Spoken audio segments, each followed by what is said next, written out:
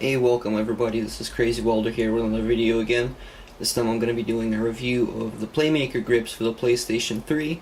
So for those of you guys who are not familiar, they are these little things that go onto your PlayStation 3 controller to essentially make it a little bit bigger, so that for those of us who don't feel very comfortable with the grip of the PlayStation 3's default DualShock 3 controller, you can actually feel a lot more comfortable playing something like an FPS with this. So these guys right here simply attach to your controller. They're just a bunch of rubberized grips. You know, they go on real easy and really easy to handle, and also because now your thumbs are going to be much further apart than they were under the stock controller. The way it is stock, it's going to be much easier for you to be able to simply stay in a session for a game for like 4 or 6 hours and not feel like you're fatigued or, you know, get cramps. I get cramps a lot when I'm using a PlayStation 3 default controller, and it's kind of an issue for me. Now with the PlayStation 4, they've solved this by basically moving the thumbsticks apart so your thumbs aren't always running into each other, and also by extending the actual grip itself a little bit further down. Now with these, it kind of makes it feel a little bit more like an Xbox 360 controller. So if you're more familiar with that, and if you have held that controller, then you know what I'm talking about. It basically makes it a lot more comfortable to hold the controller in general. Now the Playmaker guys do have a version available for the Xbox 360, so if you happen to have that, you can also get them. I don't think it's quite necessary, but these are pretty good for what they are, and I've been recently using them to play some James Bond GoldenEye Reloaded, so that game's pretty cool on the PlayStation 3, and it makes it a lot easier to play the game when you actually have some decent grips on the controller.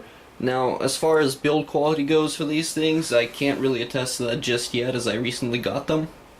However, if I do have to say one thing, it's that they were like really easy to install. I took them out of the packaging. Packaging is just like a simple plastic box. Took them out of the packaging, slapped them on. It took less than a minute, and that was already in game. So that's really cool. The guys shipped them over to me in I think like 4 days after I purchased the grips online, and I'll have a link in my description so you guys can take a look at that and purchase them for yourselves as well. They're a really nice set of grips. I haven't really used too many other, third-party grips so far for the PlayStation 3, but I definitely recommend getting these. The people that sell them are great. I haven't had any issues getting them. You can get them in multiple colors too, so mine are white, but you can get them in like red, blue. I think there's also green versions. They used to have black, and I'm not really sure why they don't have black anymore. But as it stands, the white actually looks pretty decent. I might end up giving this a slight paint job so it matches my controller a bit more. But as it stands, they're a pretty cool color. They also have a really nice textured finish to them as well. I don't know if you guys will be able to see it on the video, hopefully you will.